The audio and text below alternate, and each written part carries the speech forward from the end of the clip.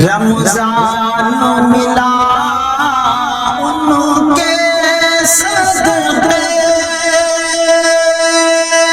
قرآن ملا ان کے صدقے۔ السلام علیکم ورحمۃ اللہ تعالی وبرکاتہ۔ نحمدہ ونصلی ونسلم علی رسولہ النبی الکریم، اما بعد فاعوذ باللہ من الشیطان الرجیم، بسم اللہ الرحمن الرحیم۔ یا ایہا الذین آمنوا کتب علیکم الصیام کما کتب علی الذین من قبلکم لعلکم تتقون۔ آمنت باللہ صدق اللہ مولانا العظیم وبلغنا رسولہ النبی الکریم۔ اللہم صلی علی سیدنا و مولانا محمد معدن الجود والکرم والہ واصحابہ وبارک وسلم۔ یا خدا، جسم میں جب تک کہ میری جان رہے، تجھ پہ صدقے اور تیرے محبوب کے قربان رہے۔ کچھ رہے یا نہ رہے مگر وقت دعا ہے کہ امیر، آخری دم سلامت ہم سب کا ایمان رہے۔ آج جس شخصیت ہمارے پروگرام انوار رمضان میں تشریف لائی ہوئی ہے، شہر گلبرگہ کے ایک مشہور اور معروف عالم دین حضرت العلامہ و مولانا مفتی محمد عبد الرازق مصباح صاحب، صدر مدرس دارالعلوم رضائے مصطفیٰ گلبرگہ شریف و خطیب و امام جامع مسجد بلند پرواز گلبرگہ شریف۔ مفتی صاحب قبلہ شہر گلبرگہ شریف میں ایک اہل سنت و جماعت کا ایک مشہور و معروف اور قدیمی ادارہ ہے دارالعلوم رضائے مصطفیٰ احمد رضا کالونی میں۔ مفتی صاحب قبلہ جو ہے وہاں پر کافی سالوں سے جو ہے فتاوی نویسی کے جو ہے نا خدمات انجام دیتے ہیں، اور آپ وہاں پر جو ہے صدر مدرس بھی ہیں۔ اور اس کے علاوہ مفتی صاحب قبلہ کے جو فتاوی ہیں، روزنامہ انقلاب دکن جو گلبرگہ شریف میں ایک اردو نیوز پیپر جو شائع ہوتا ہے، بروز جمعہ جو ہے ہر جمعہ کو آپ کے کچھ فتاوے وغیرہ جو ہے نا وہاں پر بھی شائع ہوتے ہیں۔ اس کے علاوہ جو ہے تحریری اور تقریری طور پر سینکڑوں لوگ جو ہے آپ سے استفادہ حاصل کرتے ہیں۔ تو آج ہمارے اس پروگرام میں حضرت علامہ و مولانا مفتی محمد عبد الرازق مصباح صاحب کا خیر مقدم دل کی گہرائیوں سے کیا جاتا ہے۔ مفتی صاحب السلام علیکم ورحمۃ اللہ وبرکاتہ۔ وعلیکم السلام ورحمۃ اللہ۔ آپ کا ہمارے اس پروگرام انوار رمضان میں دل کی گہرائیوں سے خیر مقدم کیا جاتا ہے۔ تو مفتی صاحب موجود ہیں اور سوالات کی ایک لسٹ، لمبی لسٹ ہمارے پاس تیار ہے۔ وقت کو مد نظر رکھتے ہوئے ہم کچھ اہم جو ہے سوالات اور اہم کوشچنس پر جو ہے نا جائیں گے۔ مفتی صاحب سب سے پہلے ایک سوال یہ ہے کہ روزے کے متعلق کہ جو شخص روزے کا انکار کرے، سرے سے کہے کہ میں روزے کو مانتا ہی نہیں، اگر کبھی اس کی زبان سے نکل جائے، چاہے جانے انجانے میں جو ہے یا وہ جانتے ہوئے نکلے یا انجانے میں، اگر اس کی زبان سے اگر نکل جائے کہ میں روزے کو مانتا ہی، روزے کا انکار کر دے، تو روزے کی فرضیت کا انکار کرنے والے کا حکم کیا ہے؟ اور اگر وہ شادی شدہ ہے تو پھر کیا حکم اس کے اوپر لگے؟ السلام علیکم ورحمۃ اللہ وبرکاتہ۔ نحمدہ ونصلی علی رسولہ الکریم، اما بعد فاعوذ باللہ من الشیطان الرجیم، بسم اللہ الرحمن الرحیم۔ یا ایہا الذین آمنوا کتب علیکم الصیام کما کتب علی الذین من قبلکم لعلکم تتقون۔ صدق اللہ مولانا العظیم۔ روزہ ارکان اسلام کا ایک رکن ہے، اور قرآن و احادیث کے اندر روزے کی فرضیت کا ذکر ہے، جیسے کہ اسی آیت گرمہ میں جو تلاوت کی گئی، یا ایھا الذین آمنوا کتب علیکم الصیام، اے ایمان والے تم پر روزے فرض کیے گئے۔ تو اس آیت سے صاف اور بالکل واضح ہے کہ روزہ جو ہے یہ ایک فرض ہے، اور اگر کوئی فرضیت کا انکار کرے یا ارکان اسلام میں سے کسی رکن کا انکار کرے تو انکار کرنے والا کافر ہوتا ہے۔ اب یہ انکار کرنے والا خواہ اس کی فرضیت کو معلوم رکھتے ہوئے انکار کر رہا ہے، یا اسے روزے کی فرضیت کا علم نہیں ہے اور انکار کر رہا ہے، بہر صورت انکار کرنے والا کافر ہوتا ہے، کافر ہو جائے گا۔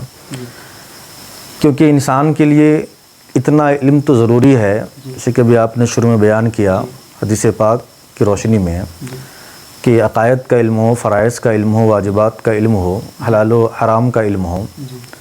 اب اگر کسی کو علم نہیں ہے کہ مذہب اسلام کے اندر کیا چیز فرض ہے، کیا چیز واجب ہے، اور پھر روزہ یہ تو ارکان اسلام میں سے ہیں، جو اسلام کے جو 5 ارکان ہیں اس میں سے ہے، جی اور پھر اگر اسلام کے کسی بھی رکن کو انکار کرے جی تو وہ معلوم ہو یا نہ ہو انکار کرنے والا کافر ہو جاتا ہے۔ اور اگر وہ شادی شدہ ہے؟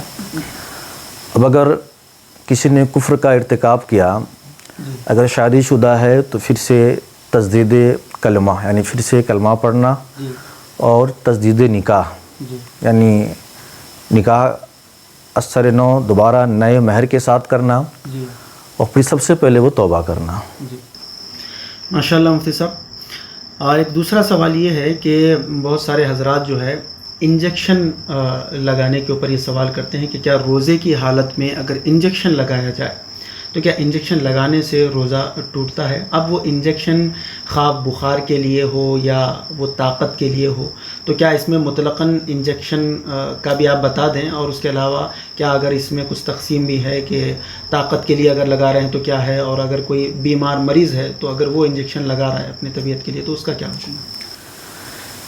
اس سلسلے میں فقہائے کرام کا ایک اصول ہے کہ کب روزہ ٹوٹتا ہے اور کب روزہ نہیں ٹوٹتا ہے۔ انہوں نے یہ اصول بیان کیا ہے کہ جسم کے جو سوراخ ہے، جی جیسے کہ ناک ہے، کان ہے، منہ وغیرہ ہے، جی اگر ان سوراخ کے ذریعے سے باہر کی کوئی چیز جی پیٹ تک یا دماغ تک پہنچ جائے جی تو روزہ ٹوٹ جاتا ہے۔ جی اب آپ اس قاعدہ کو سامنے رکھیں اور انجیکشن کو دیکھیں جی تو انجیکشن جو دیا جاتا ہے وہ رگ میں دیا جاتا ہے، نس میں دیا جاتا ہے، جی اور پھر جو دوائیاں ہوتی ہے وہ دوائیاں نہ تو دماغ تک پہنچتی ہے اور نہ پیٹ تک پہنچتی ہے۔ جی اس لیے اکثر فقہائے کرام نے انجیکشن لگوانے یا اسی طرح گلوکوز وغیرہ لینے پر اکثر فقہائے کرام کا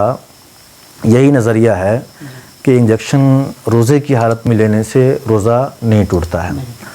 البتہ کچھ جدید علماء کرام ہیں بعض حضرات کے نزدیک کہ جو بعض حضرات احتیاطاً انجیکشن لینے یا گلوکوز لینے سے وہ روزہ کو ٹوٹنا مانگتے ہیں کہ اس سے روزہ ٹوٹ جاتا ہے، اور اسی کے پیش نظر وہ حضرات کہتے ہیں کہ اگر طاقت کے لیے استعمال کرے، بدن میں قوت کے لیے، یا کسی بیمار کے لیے بطور علاج استعمال کرے تو بہر صورت ان کے نزدیک ٹوٹ جاتا ہے۔ لیکن اکثر جو فقہائے کرام ہیں ان سب کے نزدیک یہی ہے کہ انجیکشن لگوانے سے روزہ نہیں ٹوٹتا ہے۔ جی ماشاء اللہ۔ اور ایک چونکہ میں یہ چاہتا ہوں کہ پہلے روزوں کے متعلق جو سوالات موصول ہوئے ہیں اس کے اوپر بات ہو کہ بلڈ ڈونیشن جو خون دیا جاتا ہے روزے کی حالت میں، تو بہت سارے حضرات کو یہ معلوم ہے کہ بلڈ ڈونیشن دینا یہ ثواب کا کام ہے، تو روزے کی حالت میں اگر کوئی خون عطیہ کرے، خون دے، اگر بلڈ ڈونیٹ کرے تو کیا اس سے کوئی روزے میں فرق پڑے گا اسے؟ دیکھیے ابھی یہ قاعدہ بیان کیا گیا کہ باہر کی کوئی چیز پیٹ تک یا دماغ تک پہنچے تو روزہ ٹوٹ جاتا ہے۔ اب اگر جسم کے اندر سے کوئی چیز نکلتی ہے تو جسم کے اندر سے کوئی چیز نکلنے سے روزہ نہیں ٹوٹتا ہے، جیسے تھوک پھینکتے ہم ہیں، ہے نا، پیشاب وغیرہ کرتے ہیں، ہے نا، تو اسی طرح سے خون ہے، اگر خون نکالا گیا ڈونیشن کے لیے تو خون نکلنے سے روزہ نہیں ٹوٹتا۔ البتہ روزے کی حالت میں اگر کوئی خون دے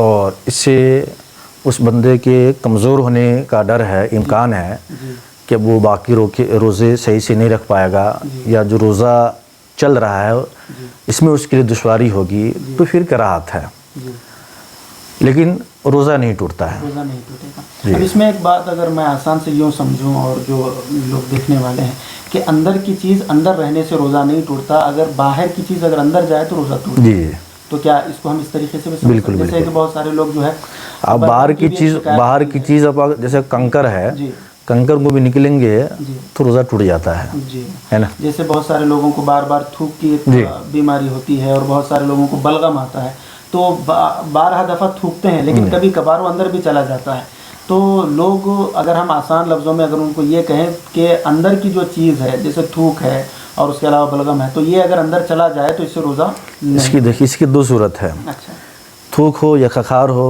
جی اگر منہ میں آئے تو بہتر اور طبیعت کا تقاضا تو یہی ہے کہ اسے باہر پھینک دیا جائے.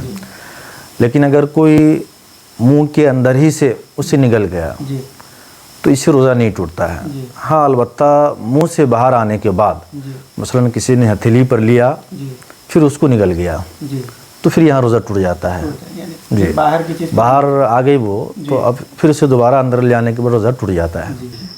ماشاء اللہ. ناظرین آپ مفتی صاحب قبلہ کے جو ہے آپ کے سوالات اور مفتی صاحب کے جو ہے قرآن اور حدیث کی روشنی میں اور فقہ کی روشنی میں جو ہے جوابات جو ہے آپ سماعت فرما رہے ہیں.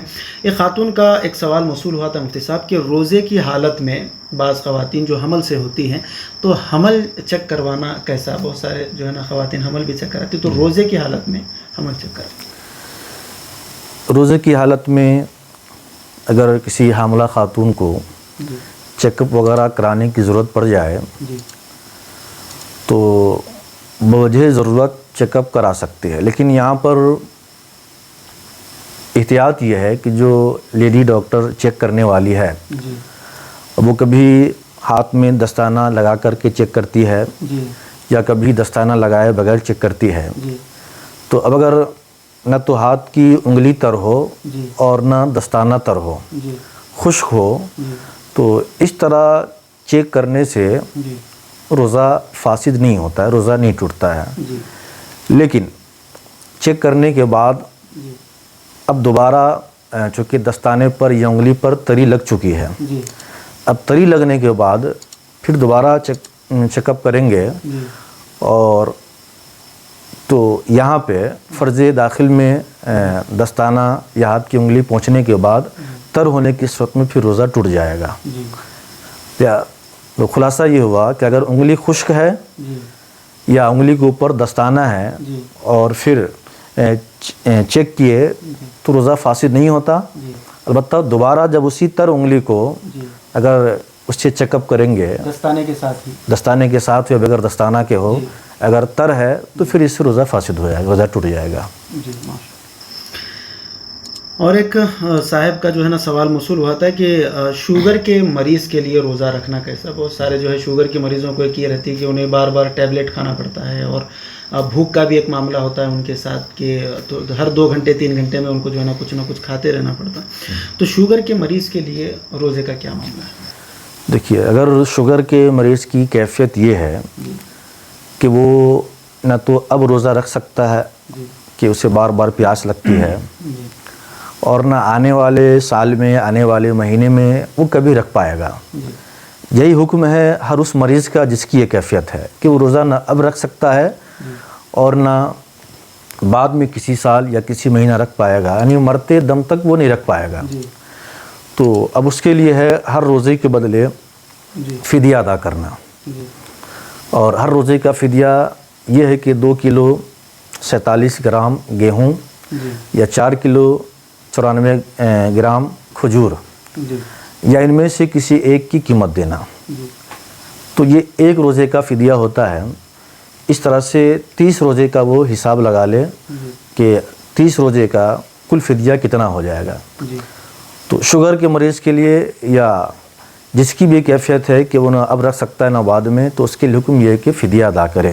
جی روزے کا جو فدیہ ہے صدقہ فطر کی مقدار ہر روزے کا وہ ادا کرے. لیکن اس میں خیال رہے کہ اگر ادا کرنے کے بعد پھر کبھی وہ صحت مند ہو گیا یا اس کی ایسی کیفیت ہو گئی کہ وہ روزہ رکھ سکتا ہے تو اب یہ صدقہ یہ جو فدیہ ہے یہ فدیہ کافی نہیں ہوگا، بلکہ اسے روزہ ہی رکھنا ہوگا اور جو اس نے فدیہ کیا یہ بطور صدقہ شمار ہوگا.